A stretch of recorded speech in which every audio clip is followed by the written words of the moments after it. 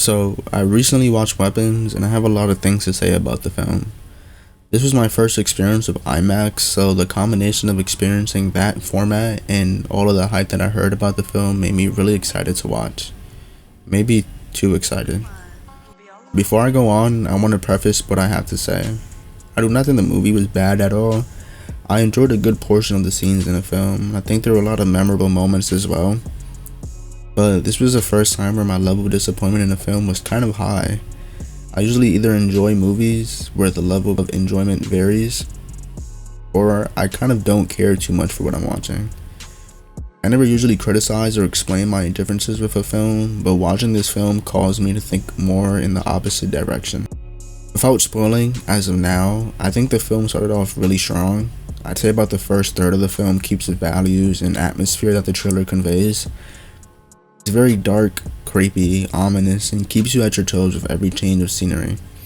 The premise of the film unfolds almost immediately, and I think it works out really well because it flares the emotions of every main character that we are introduced to. We, as an audience, are trying to figure out the mystery of the children's disappearance, so when a character is introduced, we hope for more information to help uncover the mystery. We progress through the story and find the party responsible for the disappearance. Except the next third of the film kind of just drags and drags. There's really important information that gets dropped on us, like really important information, except the scene continues to drag on and it kind of just kills our excitement. The exposition was intriguing at first because we learned about this character who's important to our main protagonist, Justine.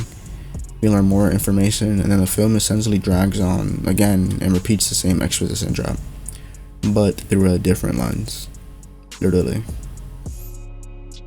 However, the last third of the film is the part that most intrigues me, because at this point, I would say it's a bit of a roller coaster. There's a really amazing sequence that reeled me in. It felt like exactly what the trailer was attempting to convey. A very dark story with characters facing this horrific entity of evil.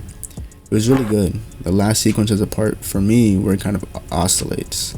Before I move on, I would definitely start spoiling the film because I think it's a bit difficult to talk about an ending without spoiling it all.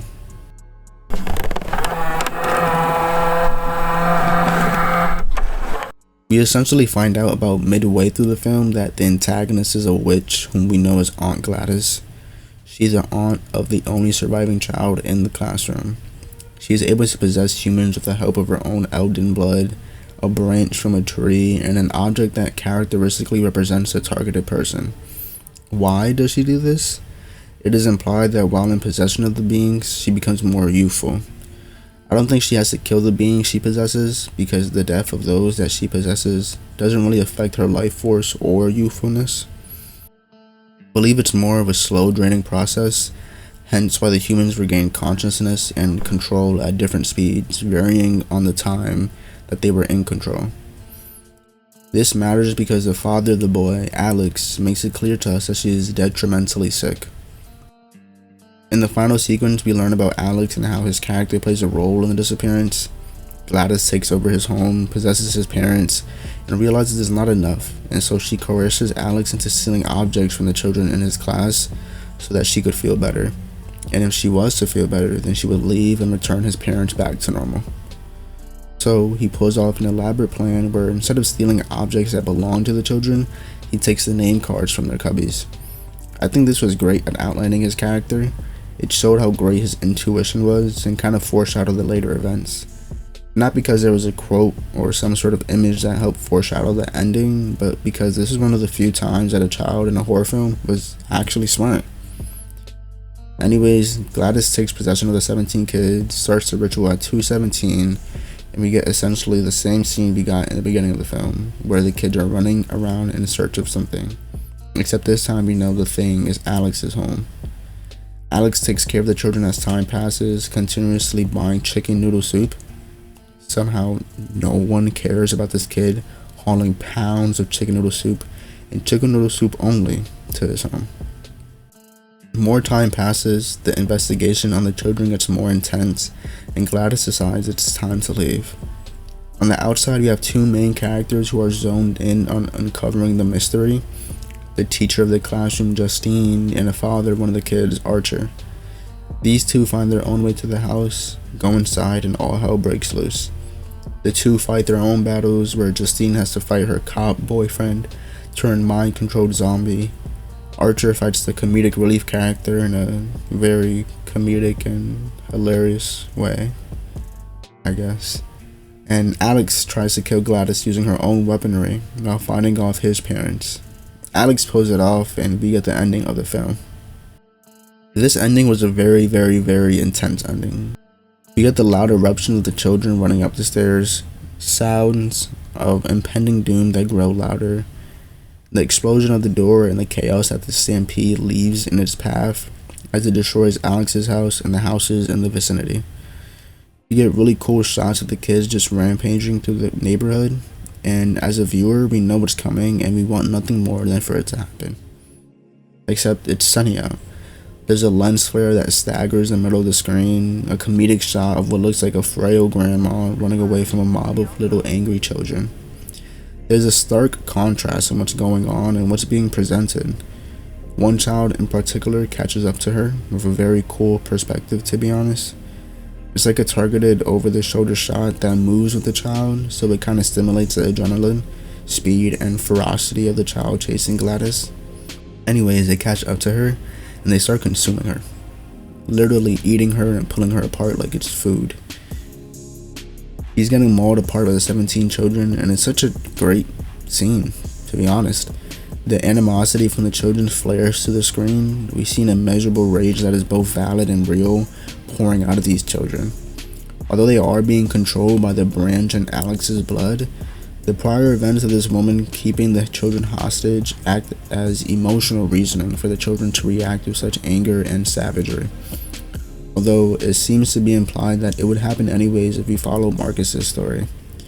Back to the scene, it was intense and gory and deserved, but in my theater there was nothing but laughs. It baffled me, honestly. I was at a loss for words at how many people were. I've literally never heard that amount of laughter that I heard that day at any other movie viewing event. Sure, the argument that the film was just horror only, even though it's a genre that shows up when you search for the film, is a valid argument. There's a lot of films that are just fusions of genres and sometimes aren't even the genre that the film is listed under. Dramedies, rom-coms, horror comedies. But I think in particular, this film didn't really convey the idea of it being a comedy film. A bit of comedy is fine, and I think this film was really funny at certain times. There's a jump scare that we get with Josh Brolin's character where he acts in a very angry haze afterwards, which is hilarious, to be honest. James's character, the comedic relief character, was really funny the entire way through, but again, there were certain times where it was a bit too much. The last minutes of the film messily traveled along the line of comedy and horror/thriller, and it kind of ruins the movie for me. I think the story itself was intriguing. I wasn't angry and didn't feel any indifference to the whole supernatural solution of the disappearance mystery. I just think the presentation for certain things could have been a lot better. I hate to apply my own thoughts or ideas to fix a film or a piece of media, because I think when artists, directors, writers finish their creation, they know what they were doing and are okay with the result because of that. Zach Kreger knows what he wanted to portray with the film, and he did it to the best of his ability, utilizing all that was given to him. To add my own ideas or even suggest some sort of change comes off as disrespectful to the art, in my opinion. But I'm also a hypocrite. So if I had to give one change, I think the one thing I'd do is change the time of the ending. I think if it was just night and there was light shining down on certain shots of the kids tearing her apart, it'd be a lot more visceral and haunting, and it would feel a lot more satisfying without taking away the grimness of what the possession truly was. Because again, these kids are doing this against their will. Even if we as viewers apply emotional supporters to their actions and find fidelity to it, it's still something that they're forced to do. There's a certain level of flatness to this film that erases the potential depth of the film, and I think it's another aspect that the film lacks in. We understand these characters have their own struggles and act in different ways, but there's not a lot of emotional connection to the characters. We kind of feel bad for Justine at first, but I think it's safe to say after learning more about her, character, she's not necessarily someone who you can support without knowing more about her past. Archer's character goes through a level of development where he kind of sheds some of his toxic masculinity, but his character never really feels like someone who's shielding his inner emotions from the outside world anyways. He's desperate for answers, willing to wait for someone who's willing to help him with what he needs. Paul's character is kind of He seems interesting at first, someone who is really accustomed to Justine's personality and only wants the best for her. Yet he also is a horrible partner to his actual fiancée and also the epitome of a privileged white male cop. James is a cool character where his comedic actions get the audience to like him, but we don't feel too strongly for him other than that. There's an attempt to establish a connection via the phone calls to his family who have been basically not helping him and family that's given up on him, but I don't think it's enough to warrant a reaction out of you once he gets possessed too. Alex is really the only character who you feel remorse for. He was bullied by the children in his school, had his parents possessed and brutally injured in front of him, forced to make his classmates into puppets for his aunt, and then had to almost single-handedly save the day while fending off his bloodthirsty parents. His character was great, and I think the actor who played him did great as well. I think the acting was great in general, and I thoroughly enjoyed that aspect of the film. I also think the directing from Kreger was great too.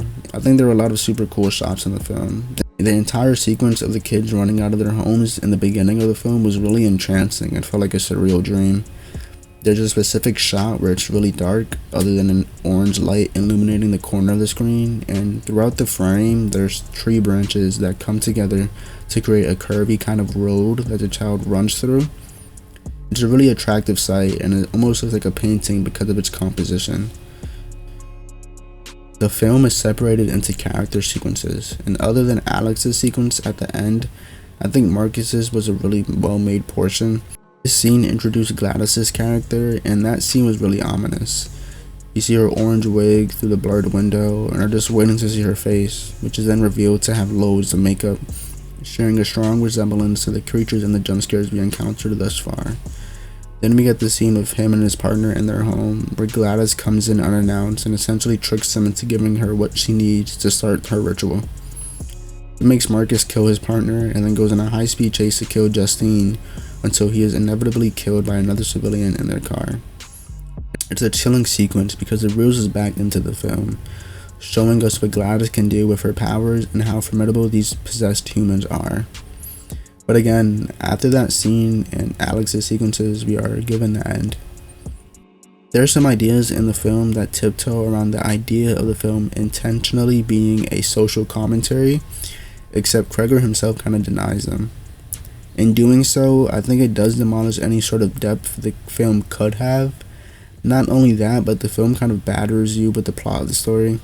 There's one scene in the film that has not left my mind since the day I watched it, and it's the scene with the random M4 and the 217 floating above Archer's house. It's such a direct way of trying to convey the weapon idea that it honestly took me out for a few minutes. It was just way too oblivious and didn't fit in with the story at all. There's people online shedding light on what the 217 means, but again, Kreger stated that the number was kind of a subconscious idea and not necessarily voluntary.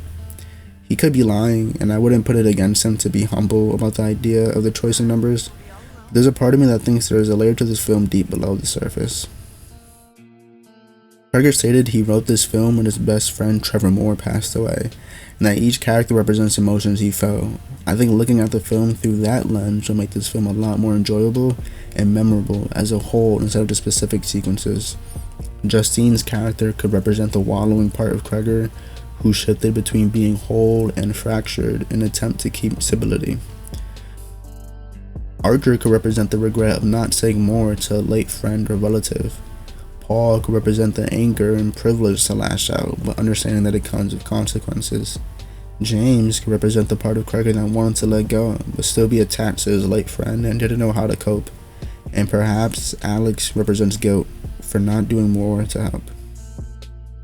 I honestly think these interpretations are much more interesting, would have been much more interesting if they were given more richness in character strength or personality, but unfortunately they were not. Again, I think if the ending was at least satisfying, then I'd feel a bit better about the film. I wholeheartedly love the actual actions of the ending, and I don't think there's anything I'd want to be different in terms of the actions. I think the emptiness I felt after watching the film affects me a lot because I really wanted to love this film. At least if the ending or any scene in any landscape of media has sauce, then you can excuse some weaknesses in writing, right? Anyways, I hope you guys liked this video. If you did, please be sure to like and subscribe, and if you disagree or agree, comment down below. I would love to hear your guys' opinions on the film and discuss them further. Thank you guys again, and I'll see you in the next one.